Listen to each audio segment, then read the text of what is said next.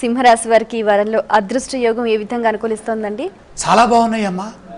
బుద్ధి బలాన్ని ప్రసాదించే విధంగా బృహస్పతి బలం ఉంది. ఏది అనుకుంటే జరుగుతుంది. ప్రయత్నాలు ఫలిస్తాయి. చంచలత్వం లేకుండా ఏకాగ్రతతో తీసుకునేటటువంటి నిర్ణయాలు విజయానికి సంకేతం అవుతాయి. ఆత్మాభిమానం వల్ల ఇబ్బందులు ఎదురవుతాయి. సుహృద్భావ వాతావరణంలో గడపండి. కలిసి వచ్చే కాలంగా గోచరిస్తోంది. సాధ్యమైనంత వరకు కాలాన్ని అనుకూలంగా మార్చుకునే ప్రయత్నాలు చేయాలి. సద్వినియోగం చేసుకోవాలి. ఇక్కడ బుద్ధి బలాన్ని బాగా ఉపయోగించండి. దేవగురువైనటువంటి బృహస్పతి కటాక్షం సింహానికి అధికంగా ఉంది కాబట్టి సింహాసన యోగం పట్టేంత బలం ఉంది.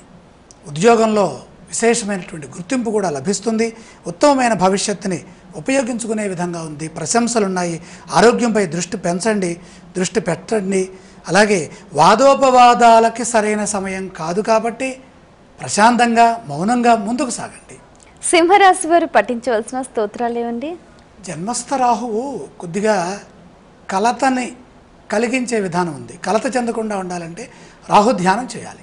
ఆలయ సందర్శన క్రమంలో ఏ దేవీ దేవతలను దర్శిస్తే మంచిదంటారు? రాహుకి దుర్గా అధిష్టాన దైవం కాబట్టి దుర్గామాతను సందర్శించి వెంటనే ఒకసారి రాహువును కూడా నవగ్రహాల్లో దర్శించండి. ఈ రాశి వారు చేయవలసిన దానాలు ఏవండి? జన్మరాహు దోషం ఉన్నది కనుక మినుములు దానం చేస్తే సరిపోతుంది.